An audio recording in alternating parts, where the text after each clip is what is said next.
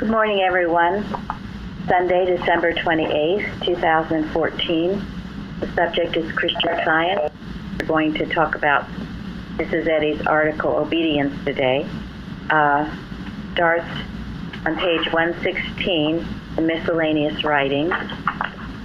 So if you could all get your books or whatever, however you read it.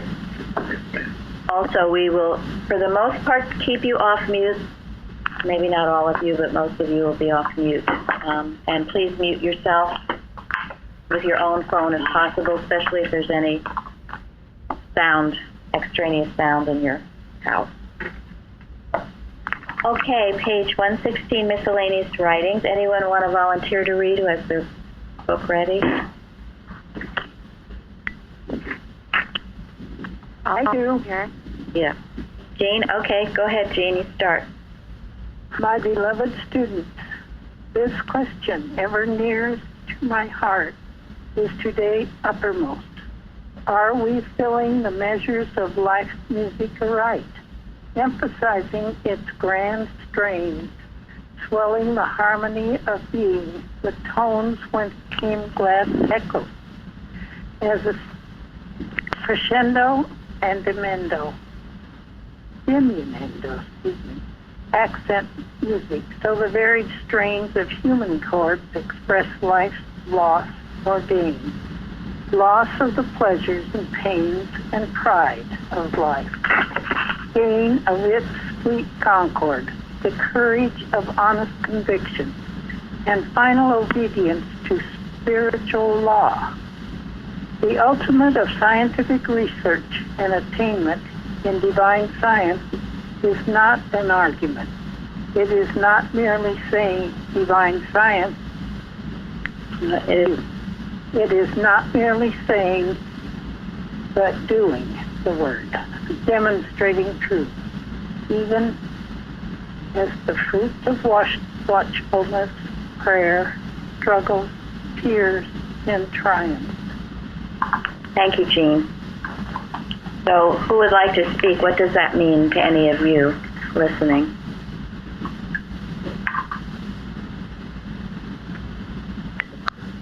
Well, I like the part that talked about its doing, not just merely saying, which really reflected in the lesson this week with Mary showing her gratitude versus the Pharisee not doing anything, but just merely saying. Yes, thank you. Anyone else on that paragraph? Well, to me, I had an experience this week of using the Unity Watch on Thursday night. Just knowing that this truth could be felt by all, I was able to pray for a little dog in our midst, and just had a wonderful experience of this dog by the next morning being completely free of the problem. And it was just a quiet knowing that this truth is for all, and it was a wonderful experience. We each, every day, every moment, we get opportunities to be using this Christ, not just Christ's truth, not just saying the words, but using it, knowing it, living it, and it should make a difference with everything about our lives, our homes, our families, and reaching out, our neighbors, our church, everyone, everywhere should feel this power radiating out as we are expressing it, not just speaking it. I know in my experience, I felt that those that have had the greatest influence on me are those that simply did, because you get a sense of who and what they are and the substance of their being. Whereas someone who goes around doing a lot of talking, it can be pretty much a turnoff. Actually, it can be a detrimental thing to the unity of the good that's going on. Thank you. Yeah, in a way, this is what I felt from this article in many ways, this idea of being the example. Your obedience to God will be this example, and it will permeate everything. I think, sorry. No, go ahead, Florence. Yeah, I like the word she uses here, but doing the word, I hear an echo. Yeah, we're going to have to mute. Okay, who was it? Okay, Tom, we had to mute you. There was an echo. Go ahead. Okay, it is the demonstrating truth, even as the fruit of watchfulness, prayers, struggles, tears, and triumphs. Certainly, the doing involves all those, and I remember my own experience, how many tears, how many times it's, like a mental struggle. But then what she says, when the battle clears, there is a certain peace that makes you, yes, I want to stay obedient, because the triumph is much more. I mean, the peace that comes after all this is much more than whatever the so-called suffering or tears had been. Thank you. Yeah, that's a very important point. You're not going to get to demonstrate the truth unless you've had the fruits of the watchfulness, prayer, struggles, tears, and triumph. Another thing that I thought was important is about obedience here is it says that there are losses and there are gains. And it's just a natural thing that happens. But the losses are the things that need to be lost, like the pride of life, dependence on pleasures or pains of the sense or whatever. What's gained from losing those is priceless. Yeah, in the hymn, Mrs. Eddy says, lost is gain. And we have to have infinite patience. Sometimes things do not always work out the way we would like, the way that we would pray. We have to have a tremendous amount of humility and a willingness to keep going, whether things turn out the way we would particularly want them to or not, but trust it to God. And sometimes that's very difficult, and sometimes that's where the tears come. We might not win everything or gain everything that we thought we should, but that doesn't mean that we give up, or the quote that Florence referred to, become a sluggard in the race. You think of what Mrs. Eddy went through, and she kept going, and not just kept going, but with great joy and power and perseverance and strength. And can we do less, is the question. Okay, the next two paragraphs. Go ahead, Florence. I'll read. Thank you. Obeying the divine principle which you profess to understand and love demonstrates truth. Never absent from your post, never off guard, never ill-humored, never unready to work for God is obedience, being faithful over a few things. If in one instance obedience be lacking, you lose a scientific rule and its reward, namely, to be made ruler over many things. A progressive life is the reality of life that unfolds its immortal principle. The student of Christian Science must first separate tares from the wheat, discern between the thought, motive, and act superinduced by the wrong motive or the true, the God-given intent and volition. Arrest the former and obey the latter. This will place him on the safe side of practice. We always know where to look for the real scientist and always find him there. I agree with Reverend Dr. Talmage that there are wit, humor, and enduring vivacity among God's people. Thank you. Okay, the first paragraph she read. Obeying the divine principle which you profess to understand and love demonstrates truth.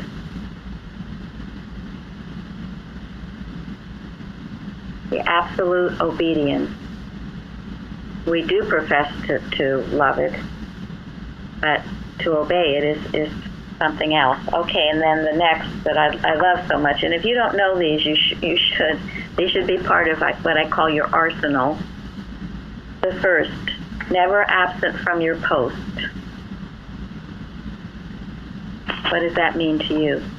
To be a spiritual minute person, to always be alert without fail, to be ready to do what God wants us to do without question. Thank you. You know, I have to say about Zari and Uta, I've had others call from Europe and, come maybe for a while, but not the way Zari and Uta have, where they have been so faithful over a long period of time now, and always joining us at our roundtable and our Bible studies.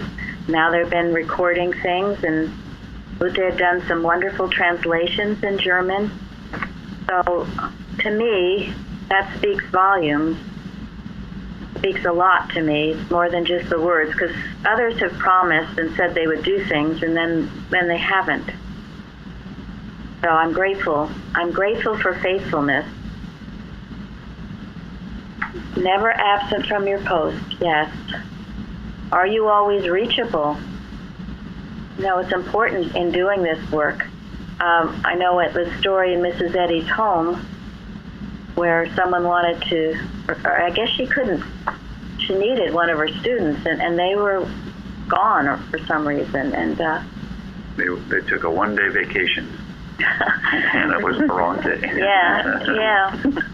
It was the wrong day. It was the wrong thing. She needed them at that time. So they had not demonstrated. They had not heard God's voice, and they were gone. And she rebuked that, even though it was just a one day, and they're there all the other days. And that doesn't mean for any of you that you don't do things or take some vacations. But if you were gone, or if you were needed, or if you were obviously not at your post, then think about that. Most of you have learned now, though, when you have proofing and other things, you make sure you get it done, and you don't just leave. I mean, how could we operate if we had people just doing this, that, and the next thing with no accountability? Anyone else? Never absent from your post. It reminded me of a soldier standing watching, always prepared to do what God tells them. Yeah, thank you. I mean, it relates to the question, do you feel like you have a post? Yeah. Well, that's true, too. Do you feel like you have a post? You all should feel like you have a post. You all do. If you're a part of this, you do have a post. I mean, we each have a divine mission, but do we feel it? Do we strive to live up to it? I always also mentioned never ill-humored. Well, we're not there yet, Fairly. We're taking one at a time. So. Oh, I'm sorry. Go ahead, Suzanne.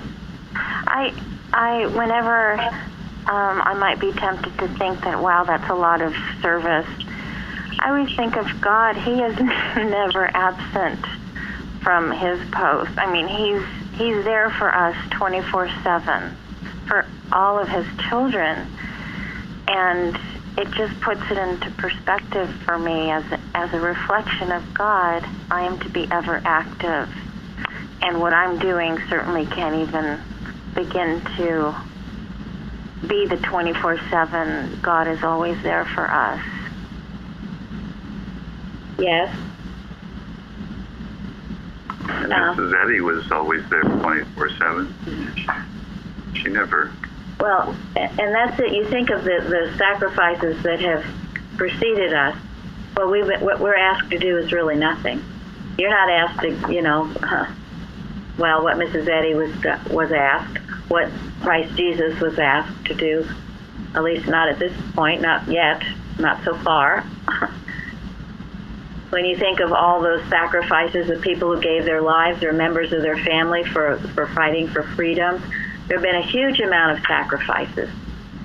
And if we can't do at least our part, and you must understand that this is what happens, that all these people who have given their lives to this, to freedom, to have Christian Science, all of these things, and then we are here, get content and complacent, and would rather go, I don't know, out on I use a golf course, but whatever you want to, whatever.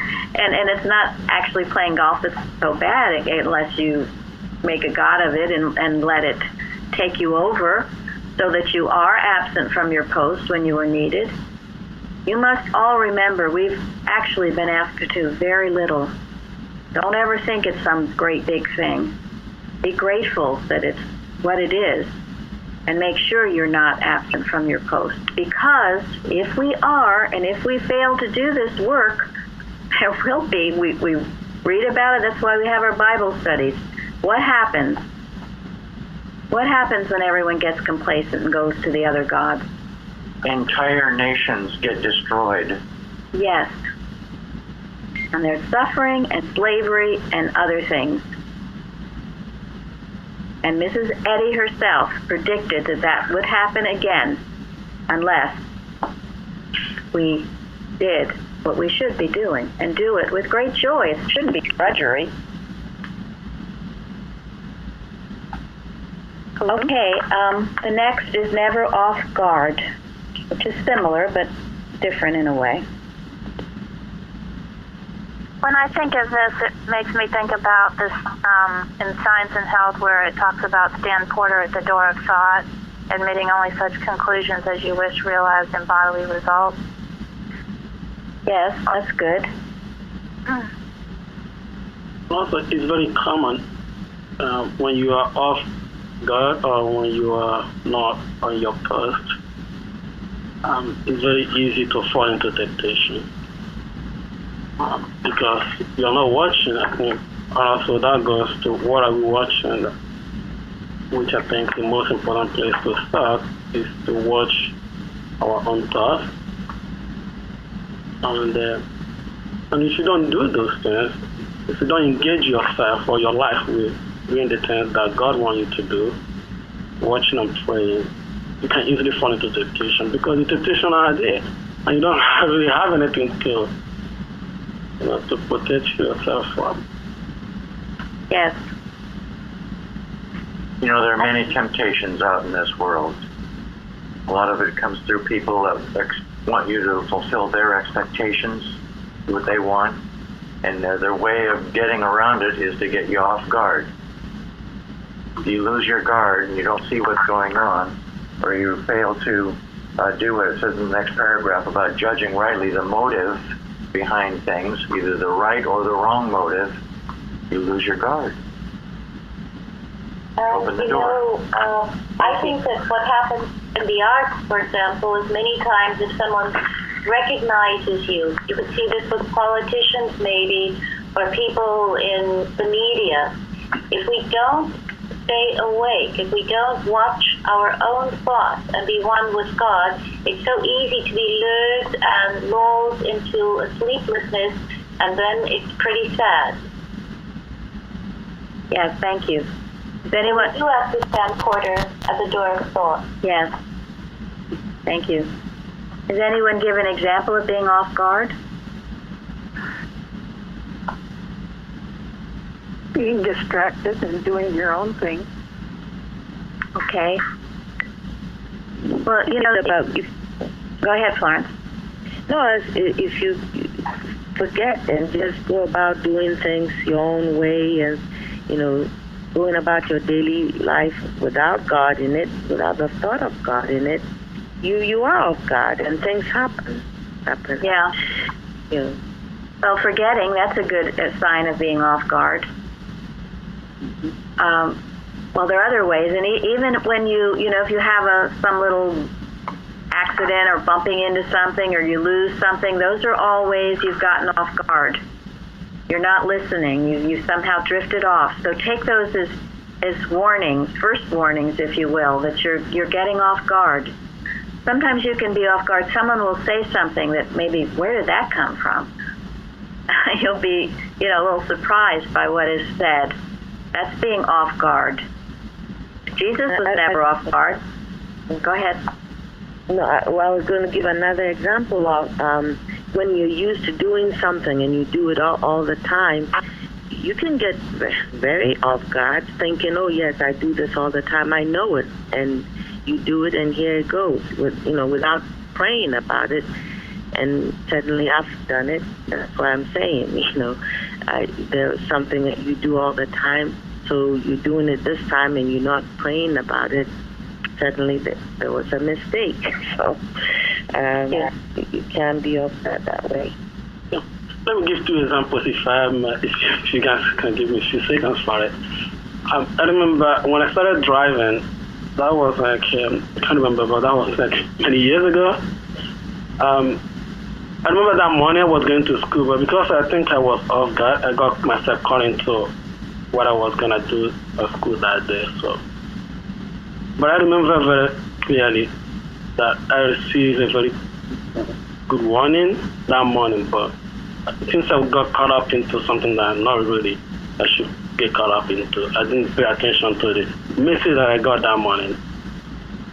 But I got involved in an accident that time that I eventually lost the car that I was driving that time as a result of this accident. But after that time, I remember that I got a very vivid warning about the accident that morning, but I didn't pay attention to it. So that's an example of being off guard, and I paid a very huge price for it. Yeah. And another incident was also when I got similar warning related to driving too. And that message was very clear to me to pray, not just for myself, for every other driver. And I pray very calmly, even though I was driving, but I pray in my heart, whatever it was going to be, that God will protect me and protect everyone else. Guess what? It wasn't even up to a minute when I got on the highway. There was a drunk driver on the highway right in front of me, and the car was swinging like uncontrolled driving right in front of me. I was actually looking at the driver, and I knew this is what it was. And thank God the driver, maybe he woke up from sleep or whatever he was doing, and started driving like a normal driver. And I was so grateful to God that He sent the message to me, and I prayed about it, and everyone was saved. It's just a very good example about being on God and being off God. Thank you.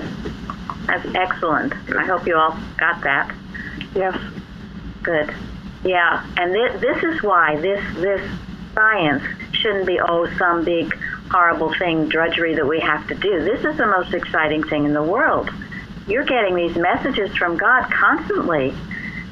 He's telling you always what to do, where to be. Whether you listen to or not, that's something else. But this is exciting, this science. So, and it's never too much work. And you all know, I know you know, when you've been off guard. And as Benjamin said, you have a high price to pay because you were off guard.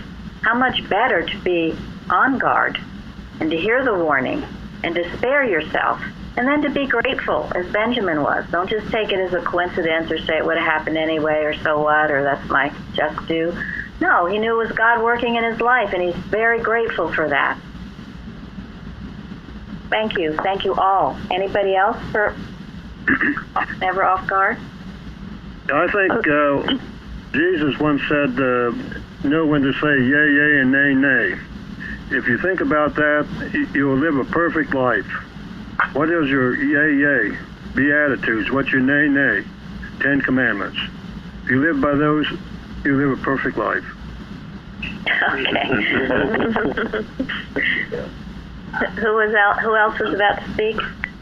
Oh, I was just going to say that one of the things that catches me off guard is when I start absorbing the things around me. If I maybe see someone ill or get caught up in maybe some behavior I'm seeing around and not correcting it in my thought and allowing it to build.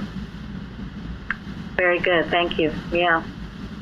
I wanted to say something as well. Okay. You hear me? Yes, we can.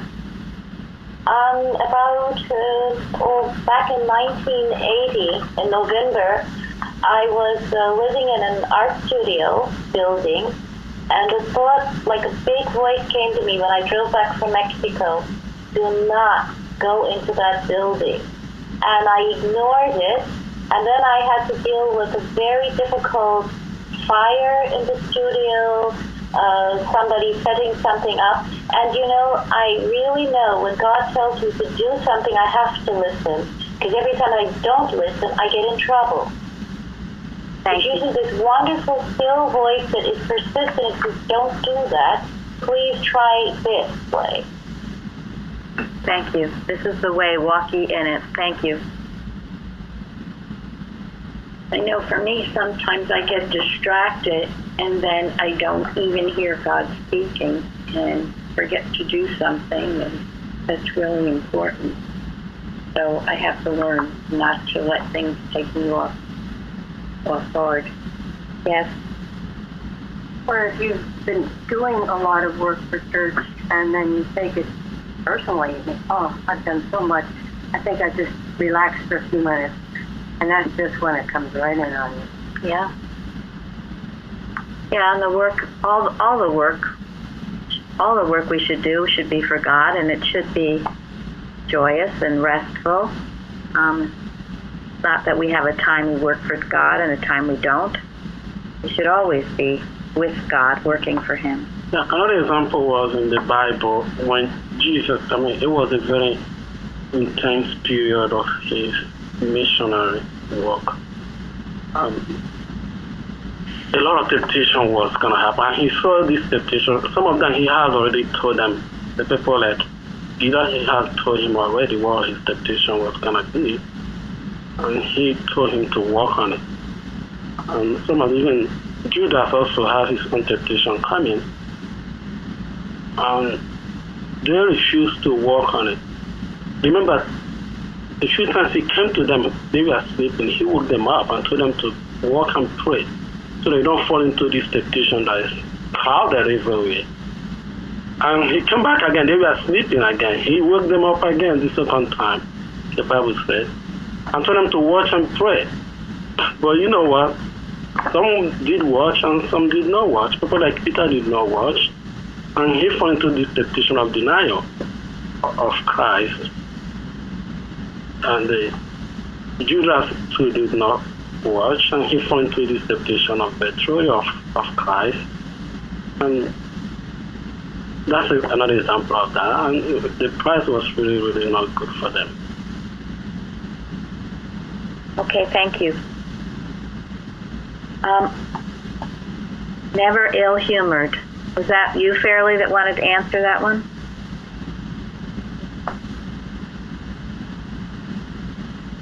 Well, go ahead.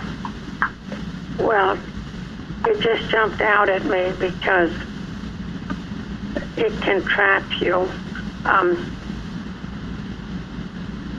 But it has to be a way that one has given up when one works in Christian Science.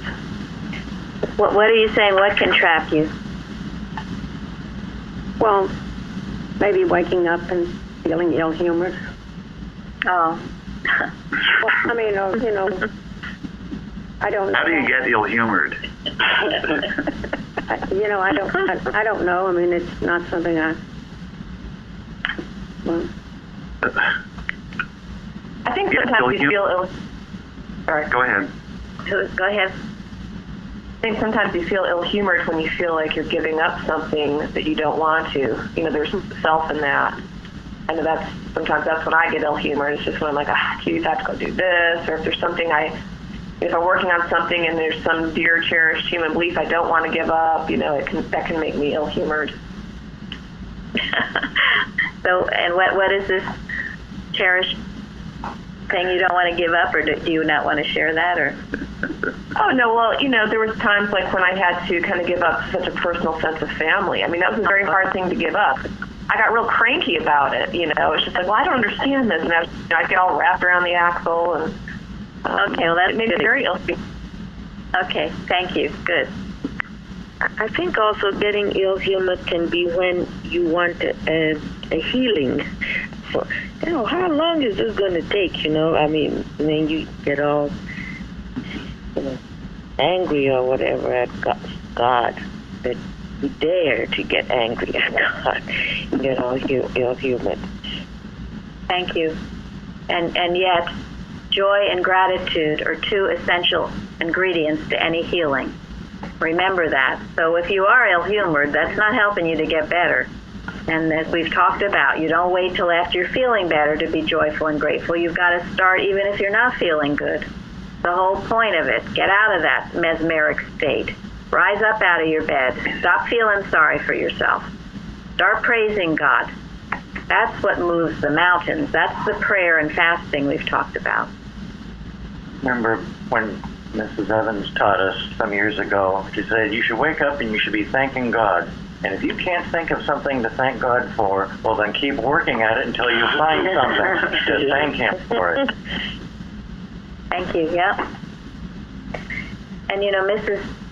Eddy has said to bleed sweetly, and that kind of goes along maybe with what Fairley or also Lenny, what all of you have said, to bleed sweetly. If you're going through a difficult time and things seem really awful and you are inclined to get grumpy or whatever, you bleed sweetly. You don't let it get to you this way. This is very important that you stay in this proper frame of good humor, not ill humor, but good humor. Don't become an old grouchy old crank. You can see it on people's faces sometimes. When they're in repose, they just look so cranky. Don't do that. You're damning yourself. You truly are. There's a new article on the carousel now. It's called Age. But it talks about that, and age can happen at any time. I mean, the idea of getting old and cranky. You don't have to be so-called old in years. So, something to think about. Make sure you keep your humor. And so often, I think, especially when I hear so much about what could be wrong, is a good laugh. It's better to laugh than cry if possible. The one thing Eric can't stand is to be laughed at. Yes, doesn't like. Yeah, typically breaks the mesmerism, but you can laugh at it. Thank you. I was just going to say that. Laugh or cry, do something. Thank you very much. It breaks the mesmerism. If you can laugh, if you can see how silly it is, how stupid mortal mind is, how dumb it is. That's why a good funny movie is always sometimes a good thing to partake in. Just to lift your spirits. Keep yourself joyful. That's the misunderstanding some people have about being a Christian. I mean, not just being a Christian when you're getting asked about it, but being a very active Christian. Some people don't want to get into that. That's what, especially younger people, that's why many of them withdraw from the things that they should be doing as Christians. Because they think becoming a Christian takes away those privileges of humor, doing good things that will bring joy to your life. Some people, because it's a misbelief, I believe. When you're a Christian, you don't have fun, you don't laugh, you don't do all that stuff. Because some churches don't do that. They become too serious about things, and they lost their gratitude and their joy eventually. Thank you. But it's not true. Yeah. Christianity has to be about, somebody said to me that here, I don't know if it's written somewhere, if you're not having good time serving God, you're not serving God. Yeah, it was Big Dal Young, something, or you're not practicing Christian Science. If you're not having a good time, you're not practicing Christian Science. It should be. And not always, of course. And it's not a Pollyanna, oh, you're so happy and ignoring every terrible thing that's going on under your nose. No, it's the real peace, the real joy that God gives. And it's a sign, as we read later, what Dr. Talmage says, I think, yes, that there are wit, humor, and enduring vivacity among God's people. That should be characteristic of you. That should be characteristic of you. Do you claim those qualities? Do you express the joy, the wit, the humor? And the vivacity, the sprightliness, the joie de vivre, the not, oh my, another day, oh my gosh. Here we go. Here we go. Yeah, all this drudgery, all this work I got to do today. You ever get that way, then you really shake yourself and read that watching point number 1. Carpenter says, don't even try to attempt to do anything unless you do it with joy. It's essential. It's a quality of God. So anyone else on that one? I happen to love that one. It's important to remind yourself. Go ahead, Liz. I wanted to share something, if I could. Made me think of the book, The Greatest Thing in the World, and in the section where he's breaking down the different elements of love, and one of them is about having a good temper, not being easily provoked. And then he goes on to say it's not so much the temper that's significant, but what it reveals. And I just wanted to read one line. It says, a sample of the most hidden products of the soul dropped involuntarily when one's off guard. And I thought that was interesting. Yes. Yeah. Yeah. Yeah. I've what occurred to me was that, when I'm ill-humored, it really is the result of having a personal agenda and being disappointed that my personal agenda didn't work out. And to me, the answer is get rid of the personal agenda if you want to get rid of ill humor. And go ahead. Sorry. No, add on to that, my personal agenda, I think I'm doing so well and I'm being so nice. And then somebody will say something that I think is mean. And then I find myself becoming ill-humored. But that's my agenda. And then I'm learning. And then I stop. And I realize. So thank you. You're right. Yeah, it's an important discipline not to take anything personally. Yeah. Because when you're obeying God, you will be attacked, verbally, whatever, and you can't take it personally. Yeah, let it take your joy. Jesus says, that with my joy, no man taketh from you, and that's because it's not dependent on outward circumstances. It comes to you from God and from obedience to God. I heard someone once say, and I think this must be so true, that they felt Jesus must have been a very happy, joyous, even a fun-loving person. And they said they know that. Would anyone offer a reason? The little children loved him. Does the little children love old grumpy grouches?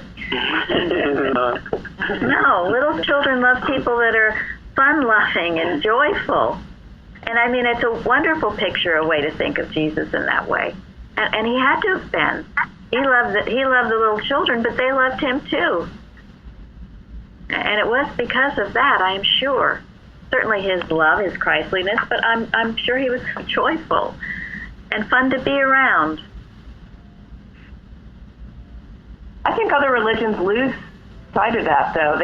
They kind of hang their hats on that man of sorrows phrase and think he was a gloomy Gus. But I agree with you. How could he have been? Thank you. Mm-hmm. No, and we must not, because there's sometimes I feel I'm going down that line too. And we mustn't think that his life was just all this toil and sorrow and misery. I'm sure it couldn't have been if he walked with God, and if the little children loved him. All the wonderful healing work he did. Yeah, we did. Women felt safe to come up to him too. Yes. Yeah. Yeah, thank you. Even Lazarus and his two sisters are very good friends of his. Yeah. And I'm not part of his disciples. No. Right. That's right. There's a lot of things when you read between the lines in the Bible.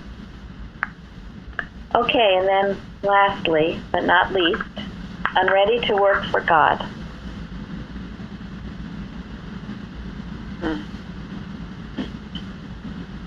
Well, I'm sure we've all been there. Maybe it's what Lenny said too, where you're kind of asked to do maybe something you're not that happy to do, and you could be grumbling about it. But we should always be ready to work for God, never grumbling about it. As someone else was saying, He's always there for us, and we are His reflection. And if we're unready to work for Him, perhaps it's because we have a false concept of what His work is. My issue is knowing, is this what God wants me to do, or is this what I want to do? So I struggle with that a little bit. Right. Well, and that's what the next paragraph is all about, isn't it? Yeah. Okay, so we covered that very thoroughly, thank you, and realizing this is obedience. So if you ever wonder what obedience is, you can go back to those things and think about them. And really, you should remember them. Think about them during the day. They can only help and bless you. They're not out to be stern schoolmasters. They're out to bless. Okay, and then, yes, the next paragraph.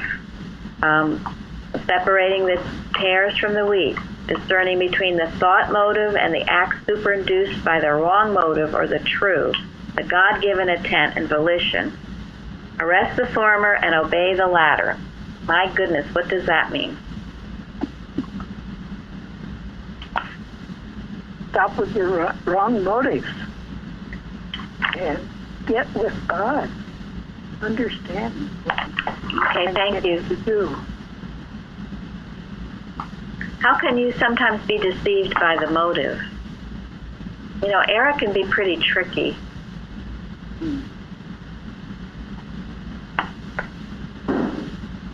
Well, you know, the example, and it's been given about, charity, that people can give, but their whole motive is maybe just to look good or to maybe in their mind get God off their back, so to speak.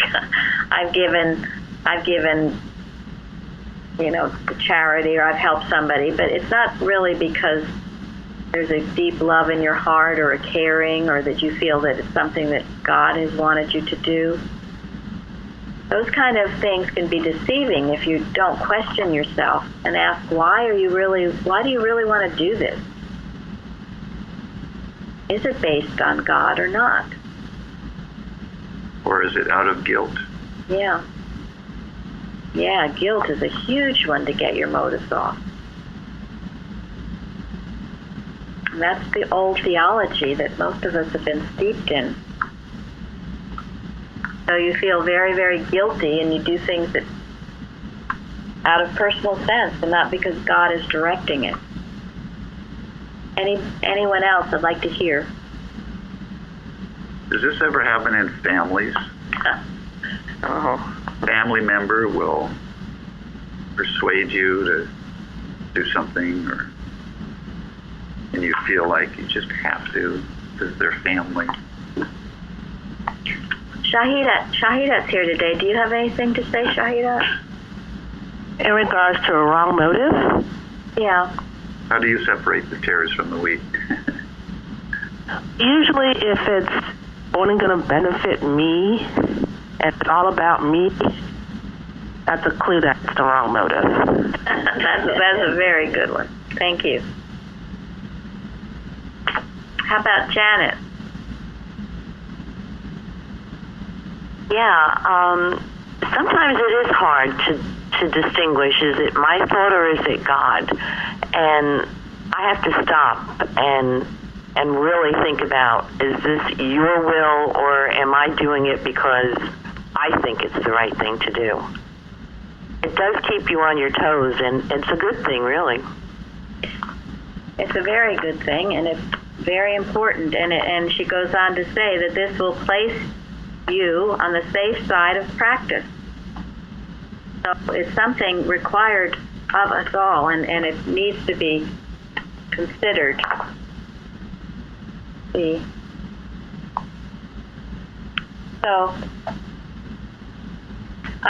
Right motives give opinions to thought. Wrong motives probably just, cut the wings off. Thank you. Good way to put it. Absolutely. And if you have a personal sense of someone, you will impute a right motive to them when you shouldn't. If you've got someone that you've respected for a long time or has been a friend for a long time, and you don't judge the motive, but rather you just say, well, if it's from this person, it's got to be okay. Yeah, that's a good point. That's very dangerous. You always are testing, checking, listening. What is spiritual sense telling you? When I was new to the church in Christian Science, every Wednesday something would come up with a family member that I would not be able to get to church. And it happened a couple of times, and I mentioned it to a practitioner, and a practitioner told me that was animal magnetism, and it was using me to be nice when I had something to do for God. And after the next time it happened, I said, I can't help you now because I'm going to church. It stopped. It never happened again. Thank you. That's a very good example, and I know many of you are finding that to be true as you're progressing in science and have more and more things to do, how it would try to stop you. I'm going to end now. This is volume 1 of Spiritual Precepts, page 177 and 179. God knows that each of his children has the capacity to hear the messages of wisdom and love that he is sending out. But mortal existence provides so many interests, so many diversified entertainments, that it is rare to find one sitting down with a definite and direct expectancy that God is broadcasting to him and that he must tune in, that in order to do that, he must throw aside and eradicate the belief in any power apart from God, claiming to introduce that which would deflect the message, reverse it, stand between God and man, and thus prevent the message from being received, or if received, being distorted or reversed. We must realize that there is nothing that can stand between man's desire to hear and the fulfillment of that desire. If you ever expect to hear the voice of God, you must accept the proposition that his voice is now sending out its messages continuously, and doing this because you possess a capacity to hear it. No one can rob you of that, and the reason you do not hear it is because of your lack of focusing your attention on that fact by letting other things occupy your thought. Thus you postpone your effort and fail to receive. So when you seek to hear God's voice and do not seem to do it, don't be disappointed. Every day make the effort to open your thought and let God talk to you.